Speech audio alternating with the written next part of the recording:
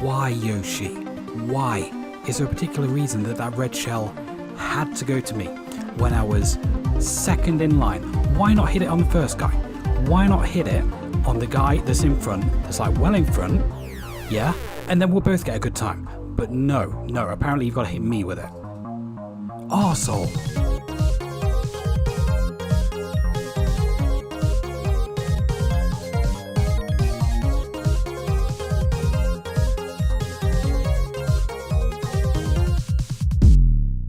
Hello and welcome to another episode of the Oh no you don't. What? What the shit? Really? Oh god damn it. Jesus. Hello everybody and welcome to the next episode of Retro Odyssey podcast. I'm your host as always, Adam, and I'm joined by my three partners in crime, or my three driving crew, Matt, Steve and Ryan. Hey guys. Hello. Hello. Morning. How have you all been doing? What have you been up to this month? Been playing any decent games? Splatoon mostly. Splatoon 2? Yeah, the final Splatfest is running right now, and I've put hours and hours into it. Nice one. Isn't it Team Chaos and Team Order? Yes. This month? Which one are you on? Chaos? Order, of course. Nice. I think I'd probably go for Order out of the two if I played Splatoon 2 in multiplayer. But yeah, a lot of people seem to be going for Chaos. That's why I thought. Yeah, Chaos is by far the more popular one, which makes it very easy to find games as an Order player. Yeah. Is that why you chose it, or did you just choose it because you prefer things nice and ordered? No, I chose it because I prefer Order to Chaos. I every Splatfest I have chosen because I liked that thing of the two choices better. It just so happens that all of them were on the same character side. Yeah, nice. So you've just been playing Splatoon then? Well, I've also been working on some other stuff that's going to be featured on my YouTube channel. Diablo, Spider-Man games, stuff like that.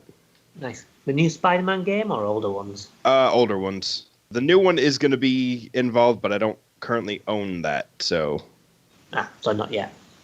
Okay, cool. What about you guys? Matt?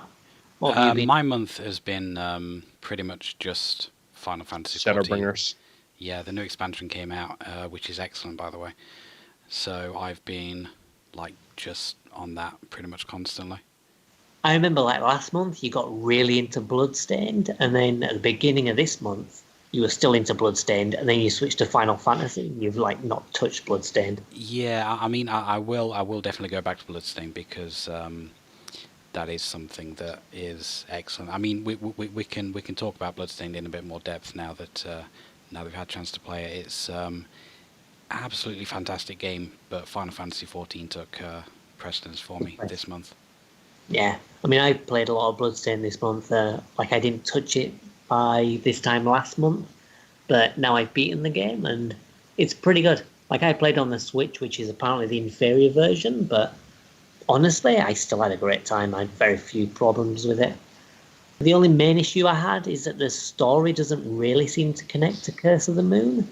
It's got a lot of the same characters, but there seems to be a lot of stuff that doesn't quite link up. It's a bit inconsistent. Mm-hmm. Or perhaps I'm remembering Curse of the Moon incorrectly. But yeah, it's pretty good. What about you, Ryan? What have you been up to? Just been digging myself deeper into that Minecraft hole with short breaks with Smash as usual. Nice. I have a realm going and finally got some people going on it, and it's just yeah. That's a dangerous game to get into if you know how to lose. Currently, I've already sunk 300 hours into Minecraft, so it's my third bout with the game too. I occasionally go back to it now and then and put a good chunk of time into it, but then I always kind of drift off again. But I always keep it installed though. It's better with friends. Yeah, I'm going to pick up the Switch version at some point. I got in with my brother 8-9 years ago. Actually, probably more recently than that, but I wasn't very deep into it, so... The Switch version is cool because they have a special Mario World map. It's all has a bunch of really cool shit built on it, and yeah, just the Mario skin, while a little confusing if you're a Minecraft veteran, it's still really cool to look at and play around with. Yeah, I mean, I'm not really fond of like the artistic design of Minecraft. Like, there's a lot of games that took that art style and, you know, made their own game with it. And I've always found it quite ugly.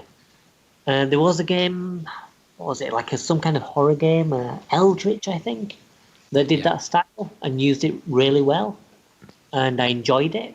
But aside from that, all of the like Minecraft-looking games, I tend to avoid because I find them very ugly. Eldritch is very good, though. It is.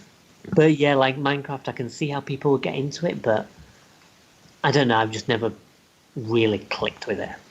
Although, speaking of creation things, the thing that I've been like heavily involved in this month, after I beat Bloodstained, I got sunk into Mario Maker. And yeah, I've been playing a fair bit of that on my Switch. I didn't think I'd like it, because I'm not a big fan of 2D Marios, as we mentioned when we covered, was it Mario Brothers 3? Way back when? I think that might be on the pilot. So Could be. I don't think that's actually on air. Yeah, I think that was when we did the pilot, so I played that, and not a massive fan of 2D Mario, so I wasn't sure I'd like it, but I love it. It's like one of my favourite games on the Switch. Yeah, I'm very torn about Mario Maker because I dealt with it a little bit on the Wii U, and like I enjoyed it, which was weird for me because I am terrible at 2D Mario, but it's one of those where I will probably get it at some point, but it's not like a priority. Well, it's actually got story mode to this one, which I'm not sure if that was in the Wii version or not. Sorry, the Wii U version. And there are like 120 levels or something, I believe. Yeah, I think they just had the 100 Mario challenge or whatever. Yeah. Yeah. Were they designed by Nintendo, or is that just playing like user ones? The 100 Mario challenge was Nintendo levels, then you could do all the user stuff. All right, okay, so it's a similar thing, but this is more of a story thing. Yeah. But yeah, like this one, the story mode, it's basically playing around with different concepts, really just to, you know, give you ideas for the creator. And it's really well done. And then the creator's really, you know, easy to use, and, you know, it's pretty excellent. And far more robust than it was in the Wii U version. Yeah, I mean, it's still got some issues, but it's, you know, overall really good. There are a few lacking features, like the Super Mario 3D World theme doesn't have like a lot of the stuff that's in the others. For example, like you can get tracks in this, where you can put things on tracks and then move across them. Yeah. And in Super Mario 3D World, it doesn't have. Even though in Super Mario 3D World, you actually had tracks in the game. But, you know, overall, it's still pretty robust, and it seems like they're probably going to support it down the line with, like, extra content. And I hope they do, because, you know, I've sunk, like, you know, maybe about close to 80 hours or something in, and I've had it, less than 2 weeks. So I'm pretty hooked. Do you think they'll ever add in the ability to make 3D levels?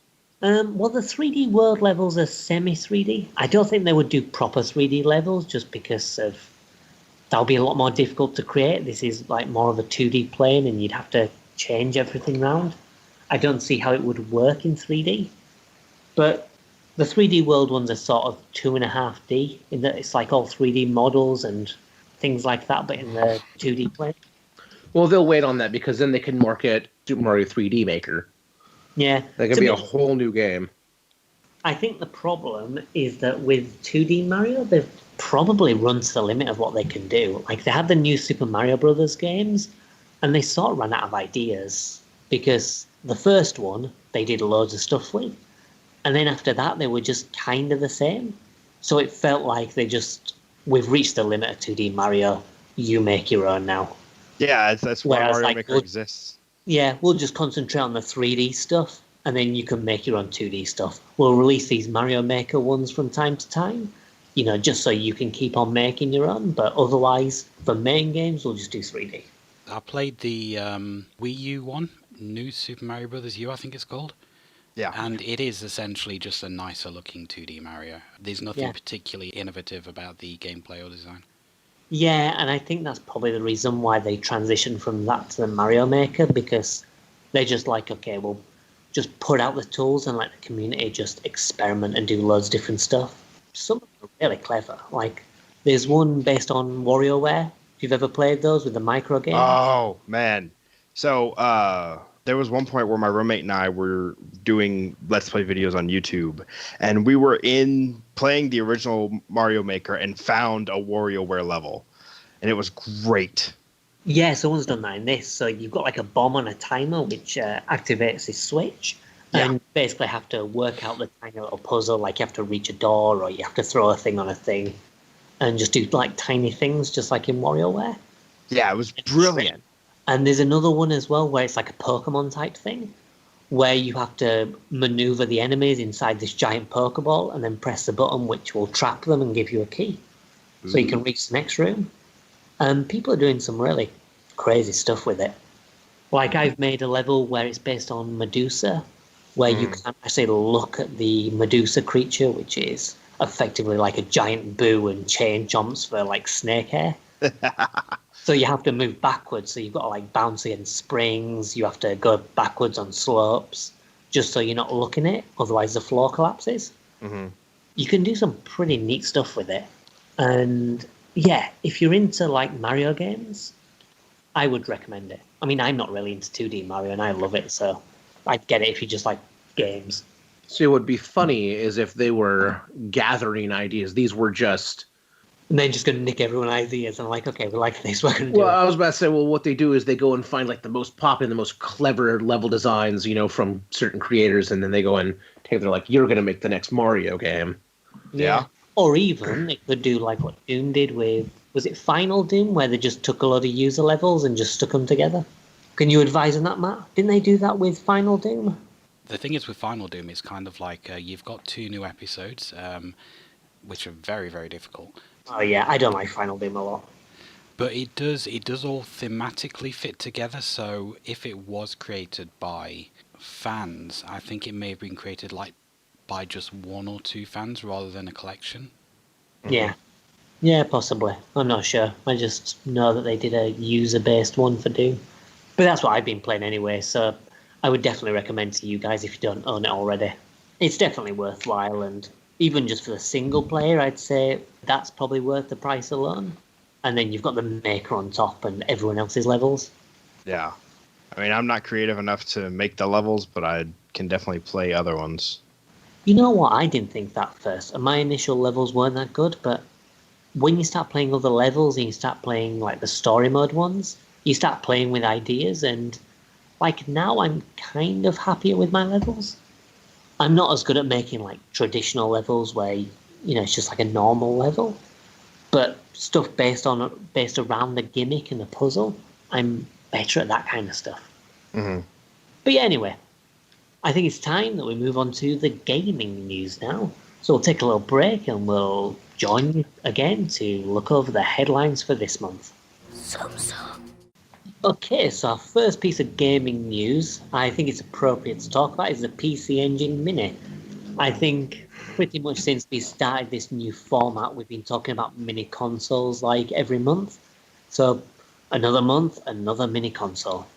Konami have announced that they're re-releasing the PC Engine, or the TurboGrafx 16 as you may know it as, Aha! format. And we've even got the lineup.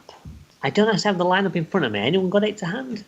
No. I know we've got things like Rondo of Blood, which is obviously one of the big ones. Really? I think if it wasn't for Rondo of Blood, people probably wouldn't give a shit about the PC Engine, because that was the big game for it. Because I don't think I care about any other PC Engine game apart from that. I mean, you've obviously got the Bonk games, which... Wasn't Bonk the mascot for the TurboGrafx 16? I'm pretty sure it was. There's only one Bonk game on here, Bonk's Revenge. I think he was the mascot. So they probably just thought, okay, we'll go for Bonk's Revenge, which, maybe that's like the Sonic 2 of the TurboGrafx 16. I don't actually recognize a lot of the games in the American list. I recognize more games in the Japanese list. The ones I recognize in the American list, stuff like Bonk's Revenge, New Adventure Island, R-Type, Space Harrier, Ease. But Japanese ones, you've got Rondo of Blood, Bomberman, Fantasy Zone, Gradius, Snatcher. Yeah, but isn't it including the Japanese ones and the American ones?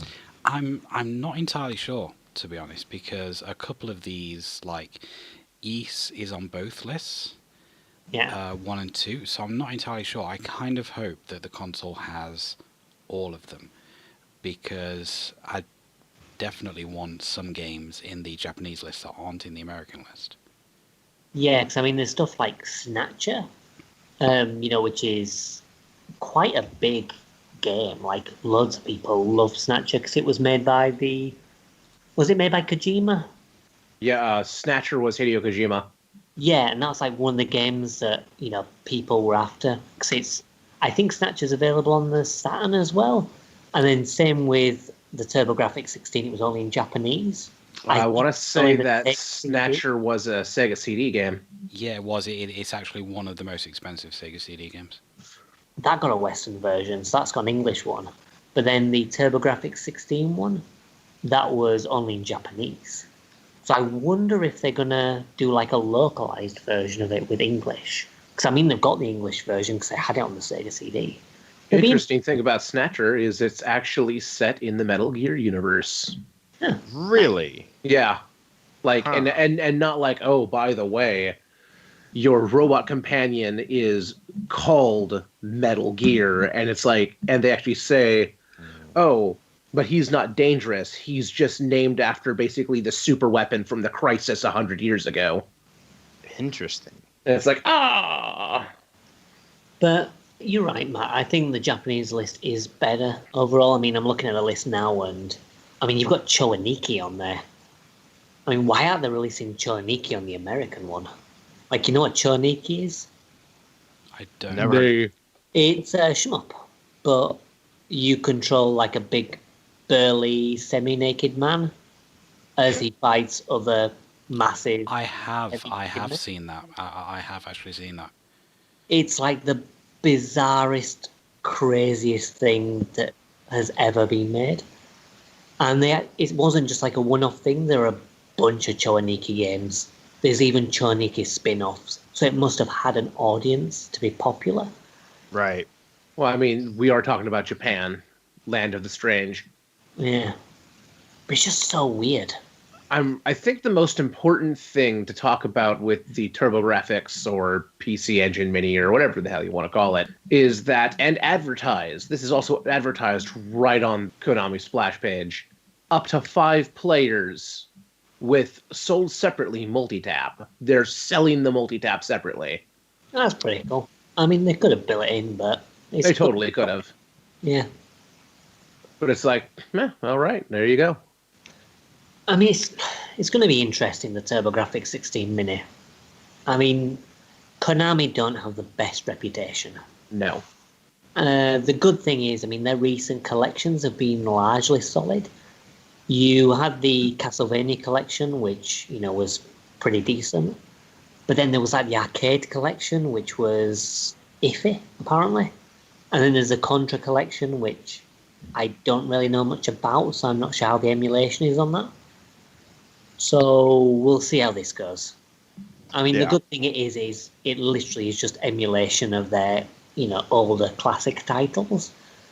And as such, it could be all right because it's just emulating.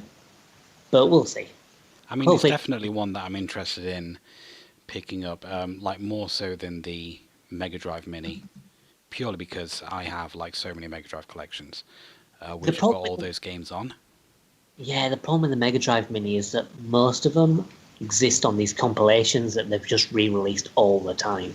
I mean, you've got a few games like the Wily Wars, for example, which, have never been re-released, which is great.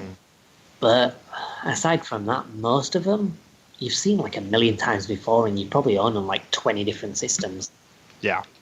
But this one has like a large selection of like Japanese exclusive shooters and stuff like that, which is definitely something I'm interested in. Yeah, I'd say it'll be pretty neat, and hopefully Konami gets the emulation right and it turns out alright. Another little bit of news kind of tied to Konami as well. We mentioned the Castlevania collection. If you picked it up on launch, there has actually been an update now to add all of the Japanese versions of the games into the Western release. So if you update your game on whichever console you've got it on, you will find all the Japanese games. There's like a separate section for them at the bottom of the list. Nice. It's weird because it's something that's completely unnecessary. There's absolutely no reason for it, but they did it anyway, which is strange for Konami because you can't imagine them doing things like that just for the sake of it. Like, here you go, here's a nice little bonus. I'm surprised they didn't do like they did with Silent Hill 2 and just misplace the source code for everything. And Right? Oof. They had to buy the emulators back from Nintendo. Like the Japanese versions, is that only on the Castlevania one, or is that on Contra as well? I don't have the Contra one, so I can't say, but the Castlevania one definitely has them in now. Yeah. Because, I mean, we touched on that briefly, but that's another bit of gaming news, I suppose. The Contra collection was released over the last month, which contains, like, most of the classic 2D Contras. I say classic, I played maybe 2 of them. But, you know, people love the Contra games, so that's another thing that exists. I mean, there's certainly a whole lot better than that new one. The new one that's been announced looks like garbage, but yeah. The Contra games are a little bit too hard for me, personally. Yeah, I mean, they are kind of fun.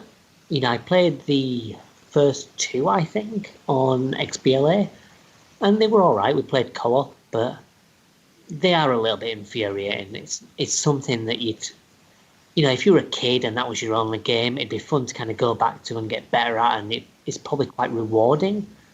But in this day and age, I've just got other games to play. I don't want to be dying again and again just to be able to get past, like, a tiny section. I mean, you've got, like, save states and stuff, but, you know, just can't be asked. I'll probably get it eventually, maybe, on a sale in a couple of years. Well, I was just looking at this list, just kind of pedal back to the TurboGrafx Mini. When you go to the American list, there's 2 lists of games, even for the TurboGrafx, and it's like TurboGrafx 16 and PC Engine, but they're both listed.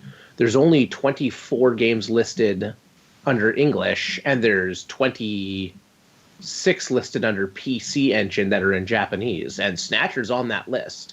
Yeah, I think I heard that it is going to include both, but I might be misremembering information. Well, I'm just wondering if they're going to do any translation or if it was already translated. I don't know. So, Well, yeah, they might be putting Snatcher on this. That'd be neat. Maybe, like in the English version, they're going to translate those Japanese versions into English, and then the Japanese versions, the American ones, are going to translate into Japanese. Maybe. Can't imagine Konami going to that much effort, but No, neither can I. maybe they will. I mean, as I say, like with the Japanese releases on the Castlevania collection, you know, that surprised me, so...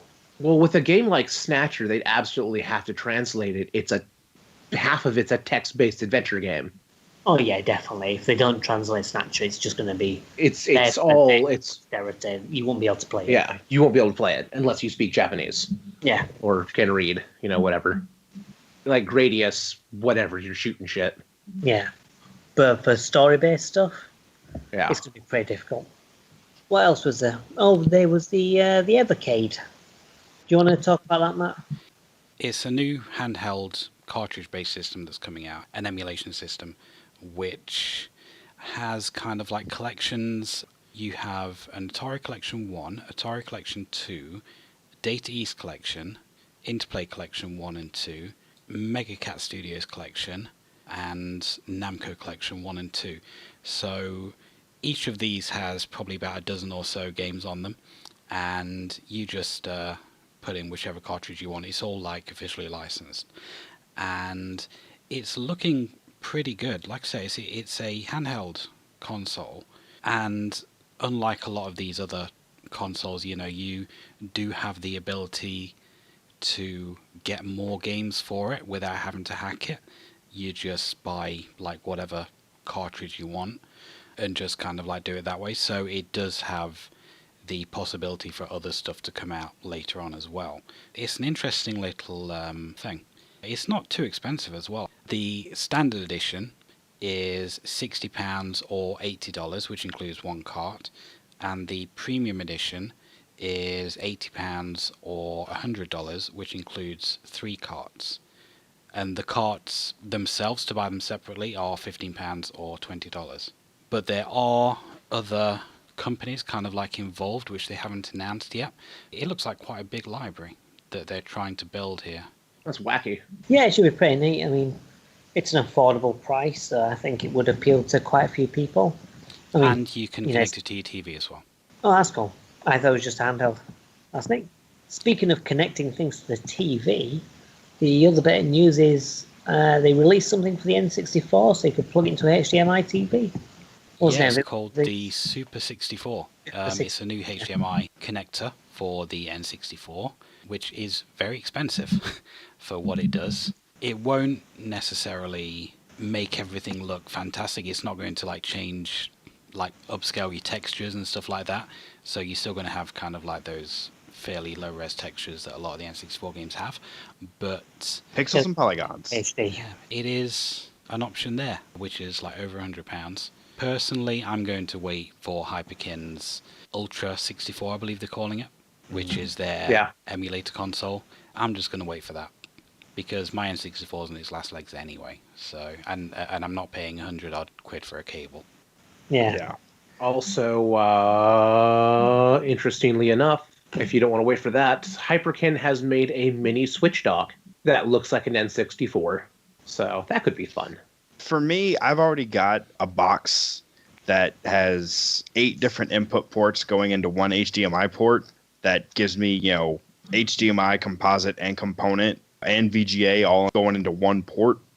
So, like, I've already got a way to get my old consoles onto HDMI. So I'm not going to shell out another, $100+ for something that might improve the quality. Yeah, as you say, there are better options. I mean, the Ultra 64, for example, is probably going to be better value because you get to replace your N64. Yeah, that's the thing. I might pick that one up. To just break. Still, it's a neat thing, and I'm sure there are people there that want to have like the original console and pay for this cable. So it's a thing. Yeah. Right, any more gaming news? I think we've covered most of the big ones. Well, not retro, but there is the Switch Mini or the Switch Lite and the new model Switch that was just announced. That's true. The Switch Mini, it's a little bit smaller than the normal Switch. I think it's got the same length as the normal Switch, but missing one of the Joy-Cons. And then obviously like a bit shorter as well. And everything's like all in one, which could be a good thing or could be a bad thing. I mean, you don't have all the movable parts, which is good. So you don't have to worry about breaking your Joy-Cons. Yeah. But then there's also the current issue with Joy-Con drift, where if they don't sort that out, that's going to be a bit trickier with the Switch Lite. Because you'd have to replace the whole console, I suppose, if it's not easy to get to. Yeah. I'm going to assume that the controller scheme on the inside is a bit closer to the Pro controller. We'll see. I mean, they've released like a million different Joy-Cons in different colours, but like all of them seem to be like the same model, so they all have the same problem, which is stupid. Like I can imagine like the standard ones you get with the console being funny, but release these separate packs with the different colours and give them proper fucking joysticks rather than these ones that like break after, however many months. Like I've had to send in 2 of my Joy-Cons because of Joy-Con drift. I mean, they've replaced them and they've fixed them for free and relatively quickly, but it's still a pain in the ass. I think the important thing is just how counter gimmick the Switch Lite is. Yeah. Like the whole thing is, you can play it on the dock or you can play it on the go. You can pop the Joy-Cons off and you can toss one to a friend and play a lot of 2-player games, or you can just freestyle it or do whatever you want. It's like it's a one-screen DS now. And it's like, it's handheld or it's handheld. Yeah. There's no prop to do tabletop mode. It's a Switch that can't switch. It's a not Switch. I had a friend over a couple of weeks ago, and we were playing Mario Kart 8, like one Joy-Con each, and that's just not going to be possible with this new one. It won't be difficult to do. Like, tabletop mode, they would have to do very little in order to make it, functional. hooking it to a TV, just have like a HDMI port, so you could just plug a cable into your TV and then use like a Pro controller or something. The thing is on Nintendo's website it says it doesn't support tabletop mode. But apparently in an interview with one of these gaming sites, they explicitly said that you can put it down and you can hook up controllers and play in tabletop mode. Now, what they meant there was it doesn't have a kickstand. So it doesn't support tabletop mode like the normal Switch does. But here's my entire issue. Adam, you play Super Mario Party, right? You own that, right? Yeah. You can't play Super Mario Party on this thing unless you own a second pair of Joy-Cons. Yeah. That's correct. So now to play a $60 game, you have to drop you another $70. Yeah. Not to mention that if you did that and you were trying to play multiplayer, you'd both have to be hunched over this tiny screen. Yep. Yeah. And you'd have to get a special stand in order to make it work, so you've got an extra cost in there, unless you pop it between books or something. But like the Switch kickstand is so shit, it's like the cheapest, crappiest, misplaced thing, that having a similar thing on the Switch Lite would be so cheap for them to do, surely. And even thing is like having the HDMI port to connect to the TV. They could just have these basic things just to give it a bit more functionality and make it, be able to switch between different modes. I think part of the Switch dock, like a Switch mini dock, and sell it extra, and it's more money. I don't understand. I think part of the reason for the no kickstand is eliminating openings. So, like, the kickstand opens up a little bit, and you can get to the SD card underneath. You cut that out, and that's one less place for things to get into the electronics. Like, just don't have it opening to the SD card. Just have it as a bit of plastic that comes out. It doesn't open the inside. I mean, I'm not saying they're right. I'm just saying that that's probably part of the consideration. And it's also like, they've seen people talking about, oh, I never use it in the dock. And, so those people do exist. But for those of us that use it as the hybrid, it's like, well, what am I going to do with this? Like, it seems like it has a very limited use, which, as you say, there is an audience for that, and there are people that would get it for that, just literally as a 3DS replacement. Yeah. But I think removing that functionality is kind of cutting out a lot of other people that would have got it otherwise. Yeah. Because there's a lot of people that would be like, oh yeah, I'll get that. And now it's like, well, there's no point. I would have to only use it for this. It just seems like Nintendo's like, oh, we'll stop making a 3DS, and then a couple months later they're like, oh shit, we shouldn't have done that. Yeah. I mean, I'd say, like, it does have its audience, and there is a sort of purpose. I mean, there are people getting angry with it, but this is basically just like the 2DS of the Switch era. It's a cheaper version designed for a very specific audience. People that think it would be neat, they can get it. People that don't will probably just stick with the regular one. Well, and another thing to consider for me, I would prefer to have the original for my handheld playing because, I've got bigger hands. So I'm not going to want an even smaller device for the handheld. I was going to say, the Joy-Cons are already small enough as it is. Yeah. Yeah, and in fairness as well, the smaller screen probably isn't going to work too well either. It's a neat idea, but I don't think it's done particularly well. I think they've made it a bit too limited. But we'll see. As I say, I'm not angry with it for existing or anything. It will certainly appeal to many people. It's certainly cheaper, at least. So, there's that. I mean, that's the thing. A lot of people were just waiting for them to release a cheaper version. So for those people, yeah, this is it. Yeah, exactly. But there we go. Right, I think it's time to move on now, and we'll get on to the main topic.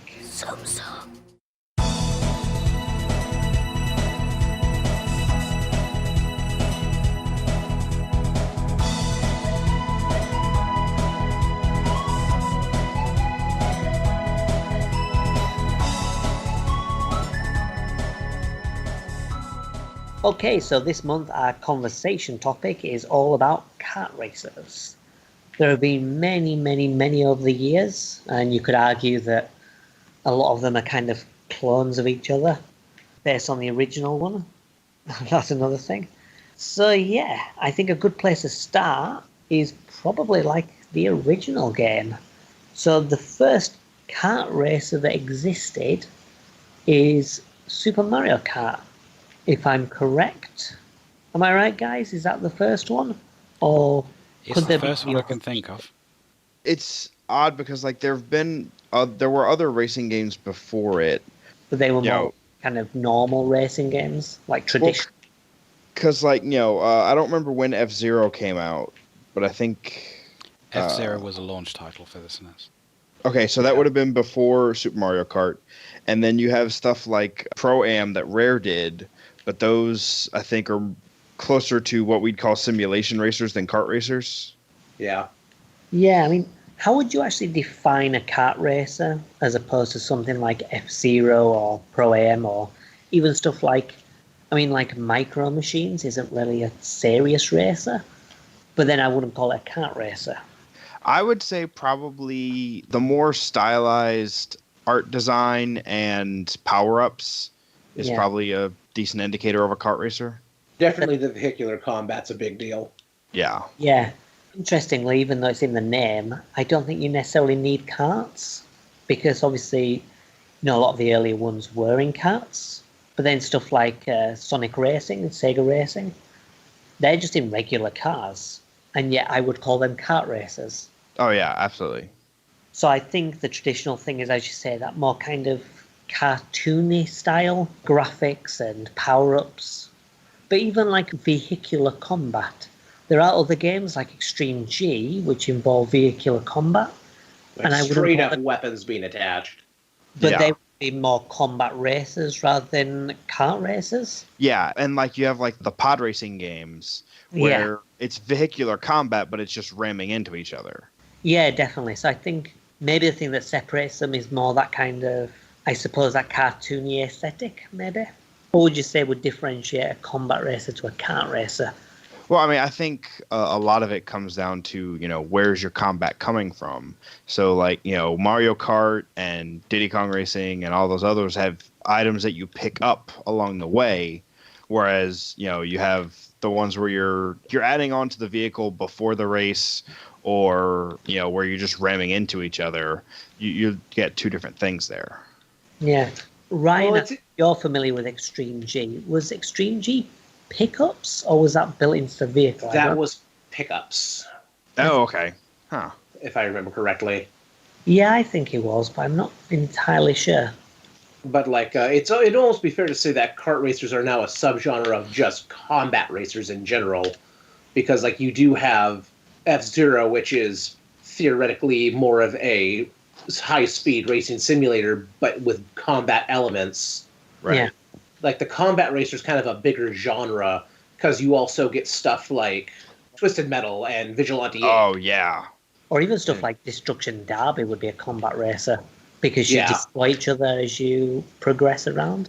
So yeah, probably it's more of a cartoony subgenre of the combat racer.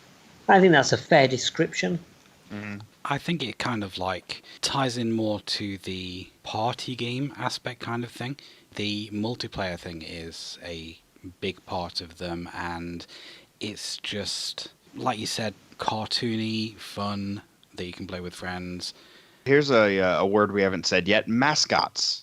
Yeah, they do tend to have quite, not necessarily contain mascots, but they tend to have more mascot style characters usually. Well, and they also tend to revolve around various, like, whereas Twisted Metal and F-Zero created their own characters, all your main kart racers were based off of pre-existing IPs. Right. Sonic Racing pulled in all the Sonic characters. Mario Kart pulled in a whole ton of Mario characters from all these different Mario titles.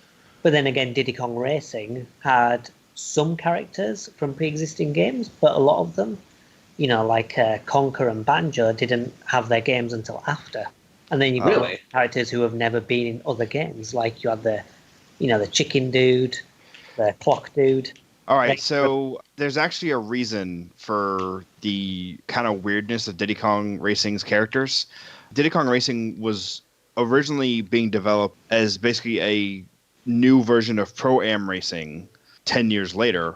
And when they showed it to Shigeru Miyamoto, he said, why not use the Diddy Kong character that you've just made a superstar and build the game around that? And when Banjo-Kazooie got delayed, they actually dumped everything into Diddy Kong Racing to get a game out for the holiday. that's why you got things like Tip Top in there and Right.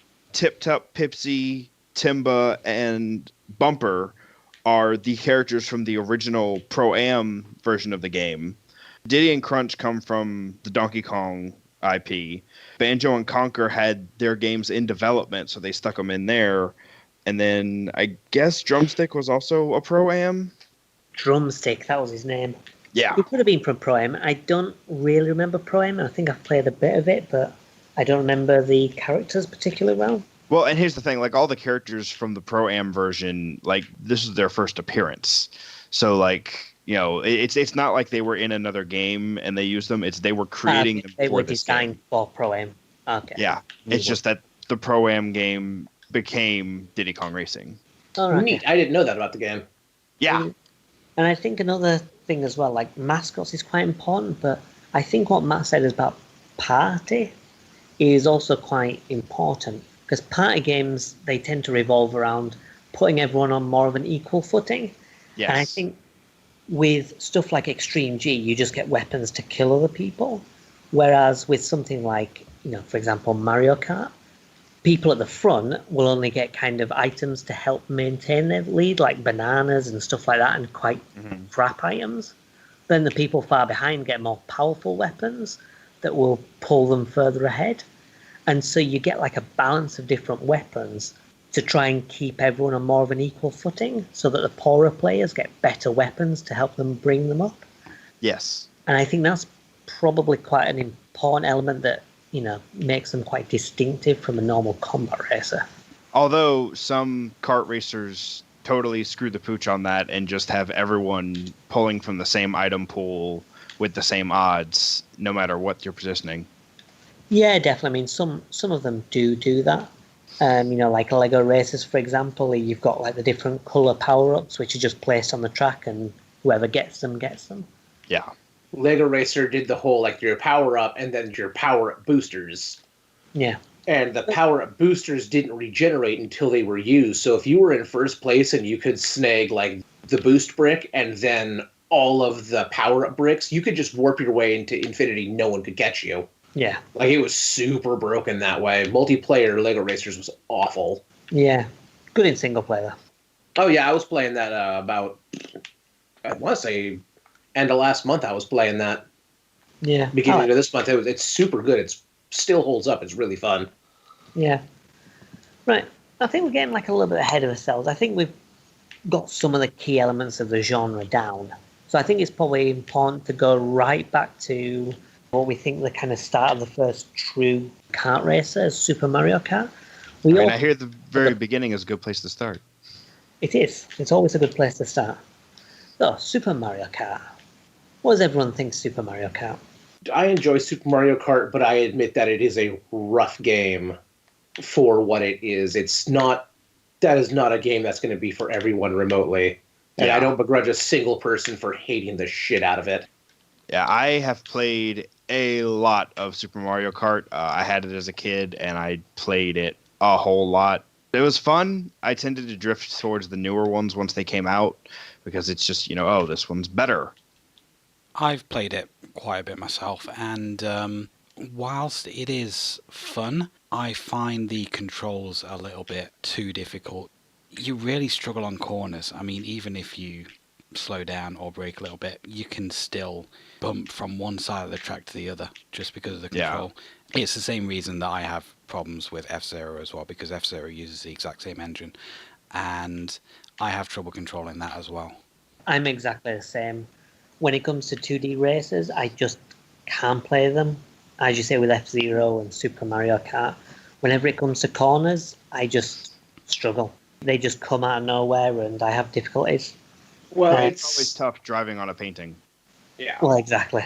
And honestly, with Super Mario Kart, if you're not constantly holding down your power slide button, you're playing it wrong. And that doesn't make it easier. It just makes the corners more manageable. Yeah. Yeah.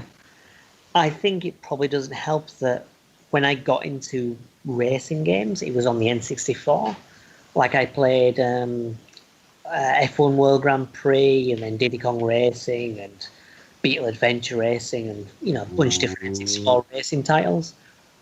And that was when I got into the genre. So I wasn't really familiar with any racing game other than, maybe Road Rash, I suppose.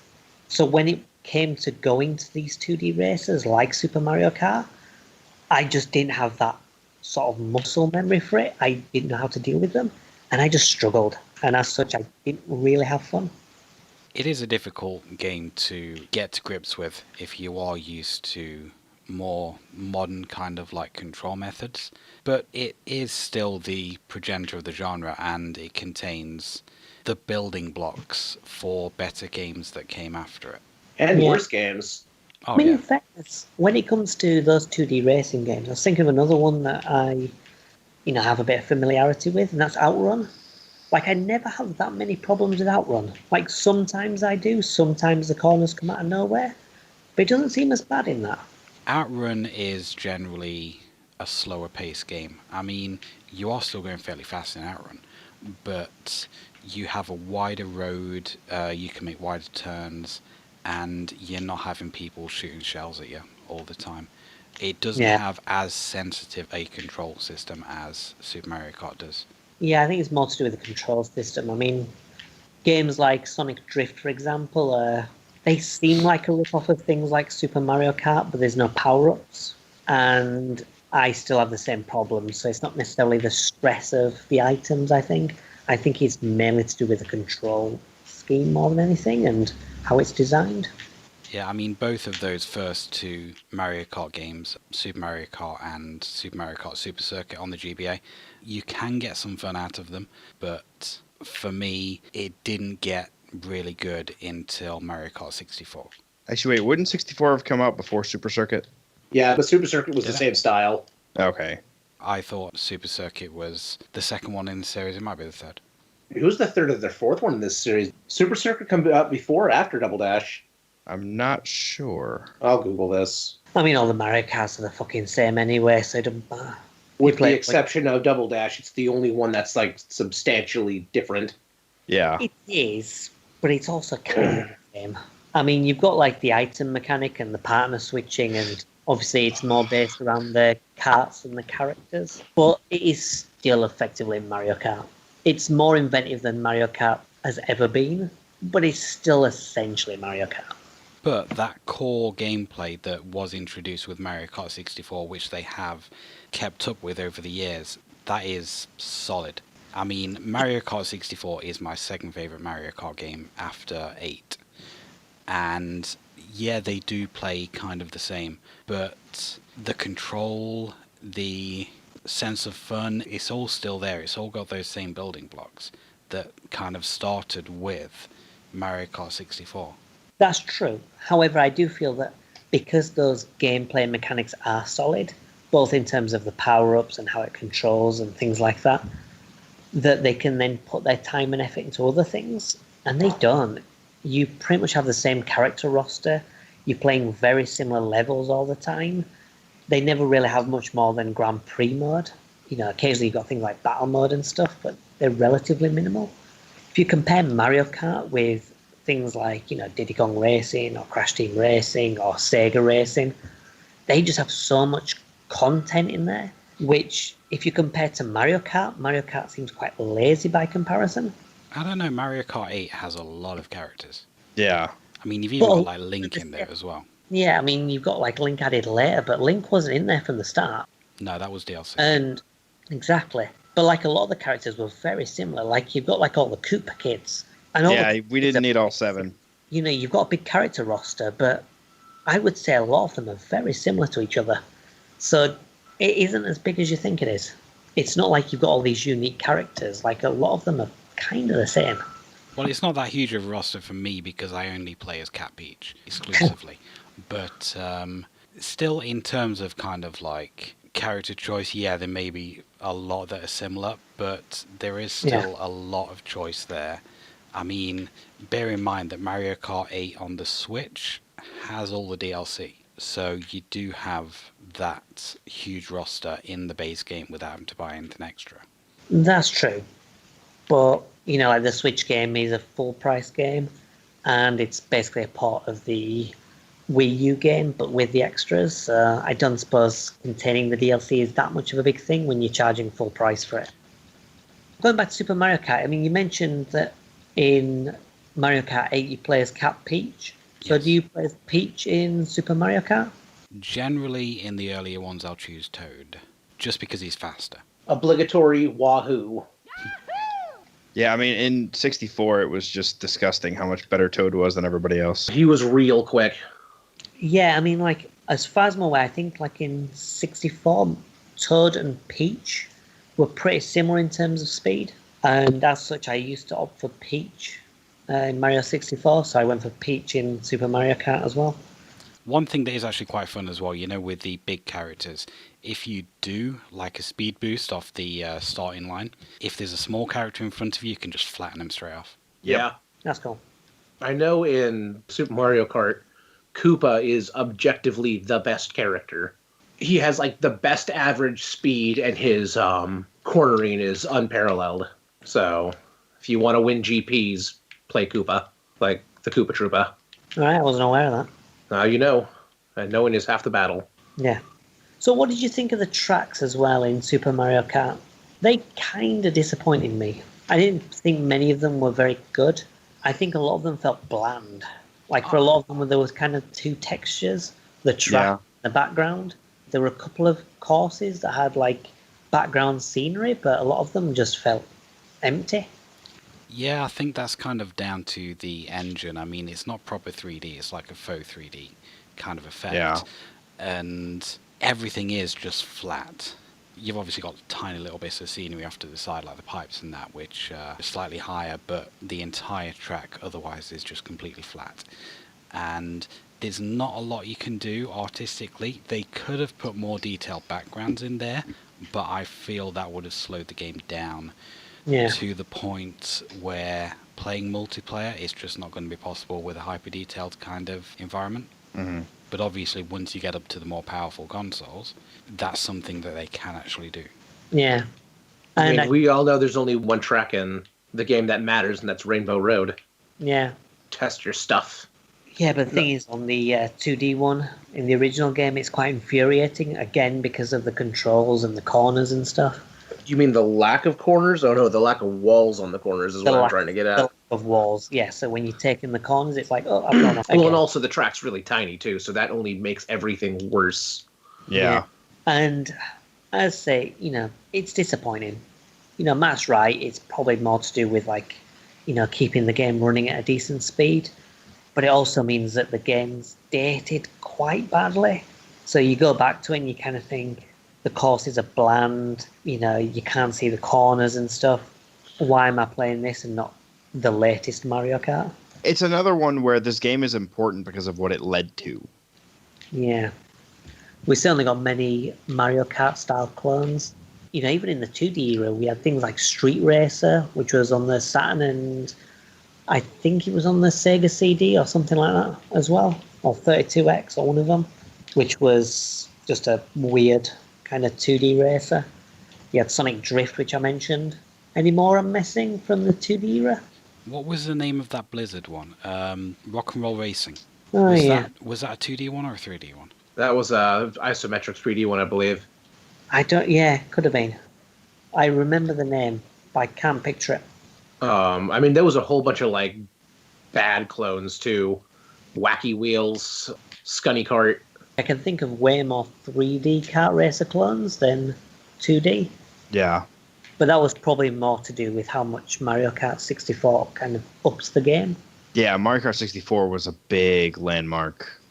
I think, for me, one of the main reasons that Mario Kart 64 was a big improvement is that you can actually see where you're going and you can actually do stuff. And it just felt like a game you could actually play rather than just a game that you're just getting constantly frustrated. Again, going back to the whole party game thing, it felt like something you could play and enjoy with friends rather than just struggle to make it through the track, which is how I felt it was in Super Mario Kart. Yeah, when I was younger, me and a friend played countless hours of Mario Kart 64. There's a very specific music CD that we would put on. We'd just mute the music and just put this other music CD on, and we would spend hours just doing GPs, and it was a hell of a lot of fun. Yeah, me and my brother were the same thing. We just played a shitload of Mario Kart 64. Lots of battle mode. Yeah. We tried to kind of like focus our attention on the AI races, but if one of us accidentally hit the other, then it was on. You know, that was it. We were like after each other. Yeah, I played some Mario Kart 64 with my friends, but for us, I think that Diddy Kong Racer was the one that stuck with us and the one that we kept on replaying, which was, you know, like probably the big kind of kart racer clone for the N64. Yeah. I wouldn't even go as far as to call it a clone. Well, cloning in regards, it's a kart racer. Yeah. It's definitely taking Mario Kart as inspiration, but it very much did its own thing. Like the adventure mode in particular was very unique, and for me, the adventure mode kind of makes it one of the most robust kart races, even to this day, just because there's so much to it, and you know, it's fantastic. The only gripe I have about Diddy Kong Racing is that the items are kind of shit. Yeah. Well, and one of the things that Diddy Kong Racing did was it was very much about balance. So, you know, with the items being more balanced, it came more down to skill. So, you know, if you're playing with someone who's really, really good, you're going to get smoked every time. Whereas in Mario Kart, you can use items to wreak havoc and come back from almost certain death. Yeah. Thank you, Blue Shell. Yeah. Don't thank the Blue Shell. The whoop whoop whoops that will haunt my dreams forever. Mm-hmm. Only if you're in first. Right. If you're no good at Mario Kart, then that will never be a worry. Anybody else do the trick in Mario Kart where you're in first place and you hear the Blue Shell coming, so you just smash the brakes and pull off to the side? Someone else second over place. Yeah, that's always a good trick. It was Mario Kart 64 when I was a kid that I learned what happens if you get a blue shell, go to first, and then fire the blue shell. It gets you. And it doesn't even loop, at least in Mario Kart 64, it just didn't even loop the track. It just shot out about 100 feet ahead and was like, wait a minute, and just boom. This is an easy journey. You son of a bitch. But yeah, we got like quite a few clones though, especially from competitors. It's sort of weird because back then, you know, Sega was the big competitor, but they never really made a 3D kart racing clone. Like, I can't think of one. Like, the first time they did it was in the modern era when they stopped being a competitor to Nintendo. Am I right in thinking that? It might be due to the fact that I don't think a game like that would have ran well on the Mega Drive. Yeah. Definitely not. But then again, they did try with pretty much every possible like Nintendo franchise that was popular. They had their own variation of it. Like Zelda, you had like Legend of Oasis and things like that. Then obviously, because of Mario, you got Alex Kidd and then Sonic. They did try and create their own equivalent, but I don't think they even bothered with Mario Kart until the later era. Maybe, as you say, it's to do with speed, but I think it would have been able to. I think it also may have come down to, like we said, how many there were. Like, they would have looked at it and said, okay, this is already getting saturated. We'll probably just get lost in the shuffle. But then again, I mean, like, we kind of mentioned about the Mega Drive not being able to run it, but if you're comparing to N64, really you should be looking at Saturn and Dreamcast. Yeah. And they didn't do one on there either. I say, like, Sonic R is probably the closest, but that's just a racing game. At least like the 32X.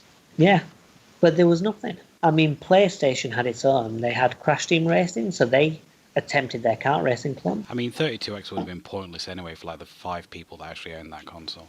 Right? Yeah. I mean, moving on to Crash Team Racing, I think now's a good time to talk about it. I think Crash Team Racing is more of a Diddy Kong Racing clone more than Mario Kart after having played it.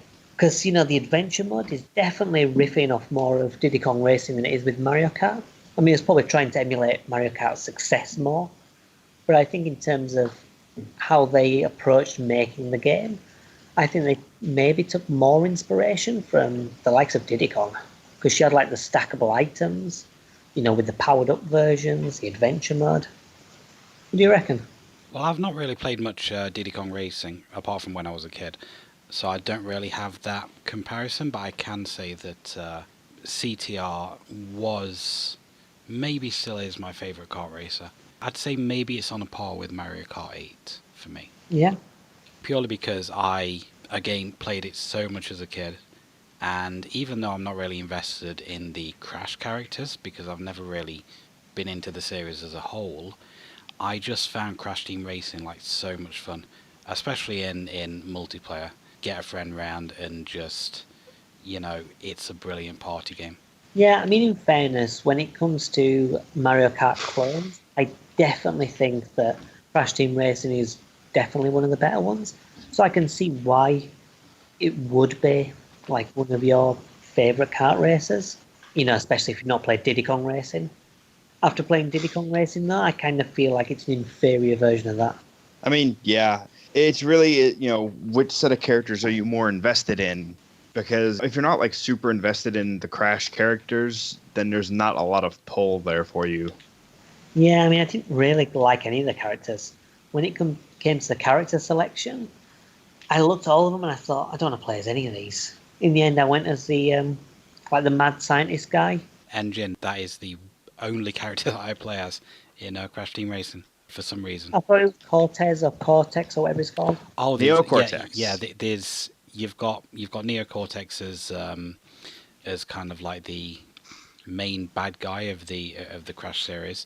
He is kind of like a mad scientist guy, but you've also got Engine, which is like another kind of mad scientist guy. He's the guy with all the robotic stuff attached to him. Yeah, I ended up going with Cortex. I didn't know Engine was like the best one. It's just my favourite. All right. I just went for Cortex. I thought, okay, he'll do. I mean, I always play as Crash. You sell out.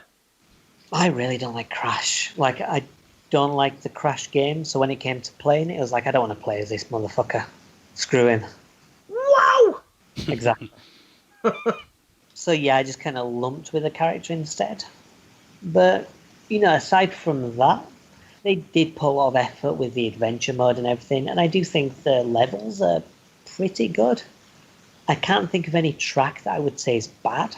I think the worst of the tracks are just the, like the basic circuits where there's nothing much to them. Yeah. There is one track that I absolutely hate, and I can't remember the name of it. It's one of the 2 snow levels. You go up a ramp, and there's penguins kind of like crisscrossing to either side, and if you get your jump perfect, you can leap over this like wall that's there. Otherwise, you've got to go around it. I cannot remember the name of the level, but I do not like that level. But I pretty much love all the others.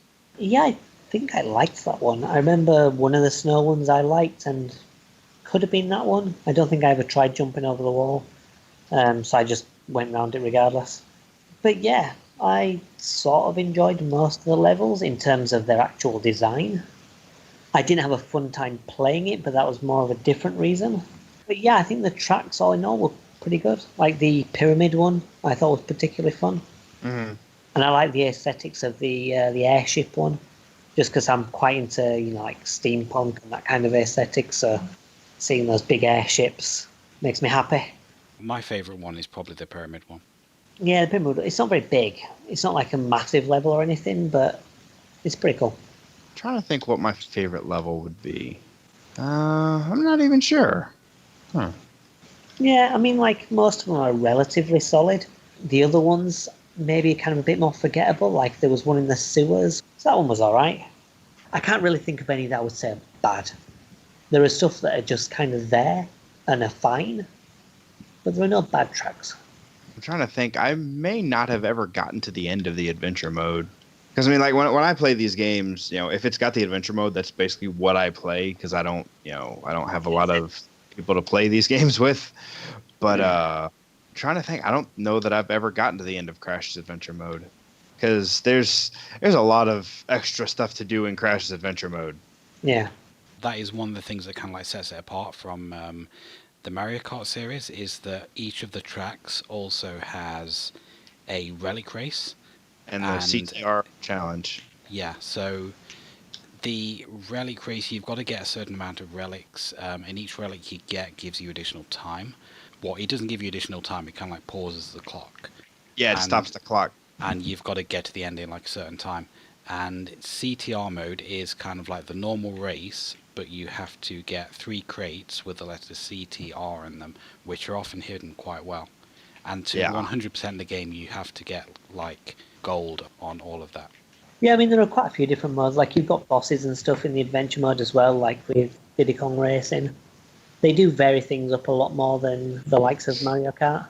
Yeah, there's also a special track in each area that's like you gather up purple crystals for the purple CTR coin. Yeah. Yeah, that's a pain in the ass. It's a right pain in the ass. There's a lot of variety in what you can do in Crash. It's just it's not as solid as Diddy Kong Racing is. Yeah. I mean, I know you like it, Matt, quite a lot. It's one of your favourite racing games. But, Ryan and Steve, what were your opinions then? Did you enjoy your time with it? I mean, yeah, I enjoy the game. I intend to continue playing it. But I mean, I think the fact that I'm playing Diddy Kong Racing right now kind of tells you what my preference is. I wasn't able to get my hands on Diddy Kong Racing. I wasn't able to find a used copy. That's like Diddy Kong, I meant Crash. Anywhere. It's because it's a disc game. I want to be able to like see it to make sure it's not all mauled up. Right. And I was going to go play the reboot, and I ended up having to work super early the next morning, so I wasn't able to go out and basically burn my entire evening playing Refueled. So I'm having to run a lot off of memory because I played it a long time ago at my friend's house. And I recall enjoying it quite a bit, but at the same time, I was pretty young. I'm like, oh, this is really fun, but it's just a Mario Kart clone because that's all I knew at the time. Yeah. I think going back and being able to view it in older eyes, I would appreciate it more than I remember. Yeah. Because it was honestly a very good looking, like the original was a very good looking game. Oh, yeah, definitely. It was quite smooth. I do recall there being the adventure mode, but I didn't get to play that. We just, raced each other. I also have much more vivid memories of Diddy Kong Racing, which I just picked up, and I'm going to sink some time into that. I would say that even as a kid, I enjoyed Diddy Kong Racing more. Yeah, me too. I mean, for me, like Crash Team Racing, I didn't think it was a bad game in terms of like the level design, but I didn't enjoy my time with it. And there was one major thing that I thought was a problem. I mean, it could just be me because I'm not very big on the genre, but I thought the difficulty was screwed up. It is really hard. I played on normal, and I just couldn't get anywhere. Like, you pretty much have to be perfect, and you have to drift perfect, and you have to be really good. And if you switch it down to easy, it then becomes, like, really easy. So, like, I had to play through it on easy mode, but then there was very little challenge, so I kind of found myself getting a little bit bored of it. But then playing on normal is just so obnoxiously difficult, where it was just like, there's no point in playing on this because I'm going to play, like, this first level, and that is it. Yeah. What system did you play on? I played a little bit on the Switch. Because I was going to say the PlayStation version, in my opinion, has kind of like perfect difficulty. I can get through that game. It's a challenge, but not too much of a challenge. I have been playing the remake of it, and that exact same complaint that you had there is what I found with the remake. When I first played, it was on the Switch version. I played a friend's version, and I played on the normal difficulty. It was really hard. So when I emulated it, I played the PS1 version and did on easy. So maybe I should just try playing on normal on the PS1. The difficulty settings in that remake are very out of whack, and it kind of ruins the experience for me. I would say if you really want to play Crash Team Racing and you've got a PlayStation 3, get it on the PS Store. Don't bother with the remake. I mean, the remake does have value, it's not kind of like something that you can't overcome, the difficulty, but for me it is a bit too much night and day between the normal and the easy difficulty. There's too much of a difference there. Yeah. Whereas I mean, I you're think struggling- you'll get a better experience with the PlayStation version. I mean, it says a lot if you're struggling with it, and it's like one of your favourite childhood games. If you're struggling with normal mode, then I ain't got a fucking chance. So, Yeah. It's fairly cheap on the PS Store. I It's- think it's yeah. like $7.99 in the UK. So, just get that instead of the remake. well, honestly, I'm not massive into races, to be honest. So I don't think I'll bother. I mean, I don't have a PlayStation 3 or any kind of PlayStation, but yeah, I don't think I'd be interested in playing either the original or the remake again, to be honest. There's only like a couple of races that I actually want to play again. Yeah, but if they released an HD remake of Beetle Adventure Racing, you'd buy that thing twice. Yeah, I'd be all over that. Beetle Adventure Racing and Diddy Kong Racing, I can go back to those quite easily. But other racing games, I can kind of take them or leave them, to be honest. I don't know where you'd classify BAR, because it's like supposed to be a simulation, but then you can do like 360s and there's a battle mode, and that's a weird one. Yeah, it's very odd. It's definitely a cartoony kind of racer. Yeah, But not a kart racer. it's not a kart racer or not a combat racer, but it's not really a serious racer either. Maybe we'll dedicate an Adventure episode to Racing, that. The Beetle Adventure Racing game. And that's pretty much how you classify it. That's the genre. It has not been repeated, has not been it copied no one, it has not been copied. There you go. Yeah. Exactly. Right, now, before we close off the topic, I think we've gone over it a fair bit. Does anyone want to mention any of the more modern ones before we move on? Mario Kart 8 is the big one Yeah. because it's basically like the ultimate refinement of the formula. Yeah, I mean, Mario Kart 8 is good, but for me, it's just a shinier version of Mario Kart 64. Right. You've got more characters, you've got more tracks, but you've still kind of got the same tracks. You've still got, DK's Jungle, and you've still got Bowser's Castle, and you've still got essentially the same tracks. For me, You know- that's exactly what I was looking for. I That's- wanted a shinier version of the same gameplay experience, basically. Well, and there is also it's actually a feature of the later Mario Kart games that you have remade versions of the older tracks. Yeah. I just find with the new Mario Kart ones, because they do tend to be just updated versions, that they're sort of like the FIFA of racing games, Right. where they don't really do anything special. They just update, they make it look a little prettier. They might tweak some things, but otherwise it's essentially just the same game, but for another year. Well, I mean, 8, they don't release as often as FIFA, obviously, but, I feel like Mario Kart 8 is a little different because it brought together the disparate experiments they tried with other ones. So, you had the glider thing in 7 that they brought into 8, and you had... stuff like that. They do have some additional stuff, but I think as far as the series has come between Mario Kart 64 and Mario Kart 8 isn't a lot. They have added some kind of more experimental stuff, but it's not really as, robust as other games. Considering Right. Diddy Kong 64 came out in the same generation as Mario Kart 64, I feel that there's a bigger leap between that and Mario Kart 64 than there is between Mario Kart 8 and Mario Kart 64. Yeah. Personally, I just kind of think they could do a little bit more, especially to single play, just to add a little bit more to it. Even if it's just like a Grand Prix mode that had boss fights or something, or some variations where instead of racing, you're collecting coins, or just something else. Even So just, Diddy Kong Racing. well, yeah. Or even like Sonic Racing. Like in the Sonic Racing games, they have like a sort of Grand Prix where you go through a series of racing games, but then some are one-on-one, some you do drifting challenges, and it's just got some other things just for something else. If you don't want races against a group of other cars, then that's all there is to it. Because the single player mode and the multiplayer mode it's still essentially doing the same thing. But one is the computer, one is against humans. And that's it.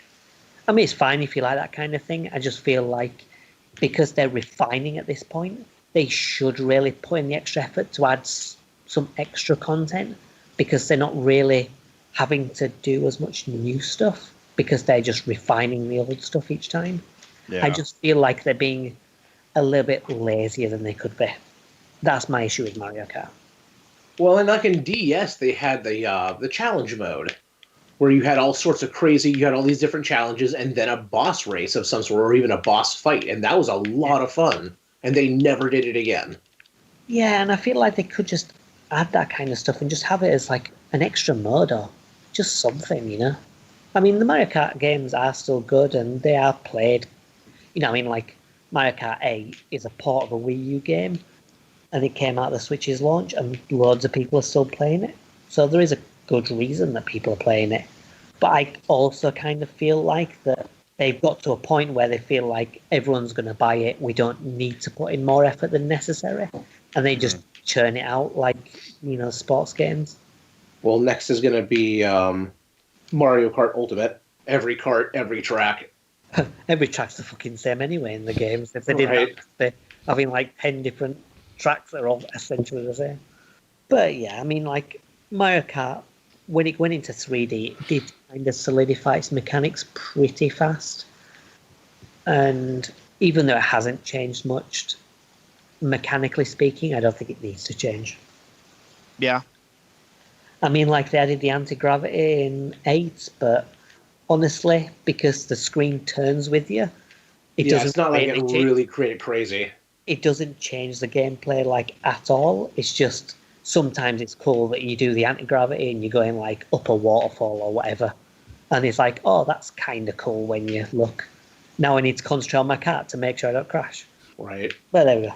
And aside from that, I mean, there's the Sonic games, but I think they've kind of jumped the shark at this point. You know, they went really all out with Transformed and created something really special with, you know, all these Sega characters, all these courses. You had like the different transport, which I suppose again is like Diddy Kong Racing with the boats and the planes. Yeah, the difference with Transformed is that it was changing between them mid-race. I mean, they really went all out with that, and Transformed is potentially my favourite kart racer. Maybe. I'm not sure if I prefer Diddy Kong Racing to it, but it's definitely up there. And then after that, they just did Sonic Team Racing or whatever it was called. Yeah, that new one. Which is like, okay, we're going to remove all these characters. We're just going to place Sonic friends in it. We're going to have a team racing mechanic that's kind of just okay. You don't have the other vehicles. You got all courses which are kind of similar because they're all based on Sonic levels. I don't know what they were thinking with that. I have no idea what they're thinking there. But I think it is important to mention really quick, because we forgot to say it, potentially one of the worst kart racers made was South Park. South Park Rally. Shit. South Park Rally. Oh, I never played that one. It's rough. It wasn't even like a proper racing game from what I remember. It was weird because you did like stuff in it. It wasn't even like a traditional racer where you just went around a track. I mean, there was going around the track, but it was just a weird fucking game, and it kind of hurt to look at a little bit too. And the fact that they didn't call it South Kart seems like a missed opportunity. Yeah, missed opportunity. Yeah, it was a pretty bad game, but I think the N64 South Park games weren't exactly the best. Oh, I played South Park Rally on PlayStation. Well, I mean, that kind of era. I didn't have a PlayStation, so I'm just familiar with the N64 versions, but I think all of them, like South Park 64, the first-person shooter, and Chef's Love Shack, I think they were all on the PlayStation. I have both of those for the N64. I don't have South Park Rally, but the other two are terrible. I mean, Chef's Love Shack I did enjoy back in the day. Like, some of the mini-games were okay, and like the quiz at the time I kind of thought was interesting, you know, less so now. But going back to it, it's pretty bad. And South Park 64, it would be okay if it wasn't so repetitive. If you weren't fighting the same enemy again and again and again in hordes. Yeah, it's just turkeys constantly. Well, it's turkeys constantly. And then the next level is another enemy constantly. It's like zombie stuff constantly, and then it's like robots or whatever. Anyway, that's I just wanted to make sure that we all knew about the worst kart game ever made. Yeah, it's pretty bad. Right, anyone else have anything new to say about kart races? I think we've pretty much covered them in depth. Yeah. All right, well, we'll take a break and then we'll go into our specialist topics. So we'll see you then.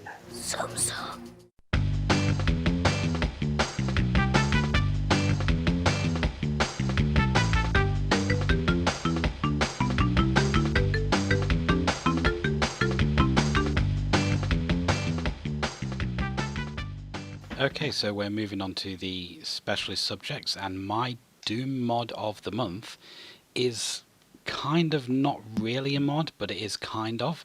It's essentially a standalone game that utilizes the Doom engine, and that game is Sonic Robo Blast 2 Kart.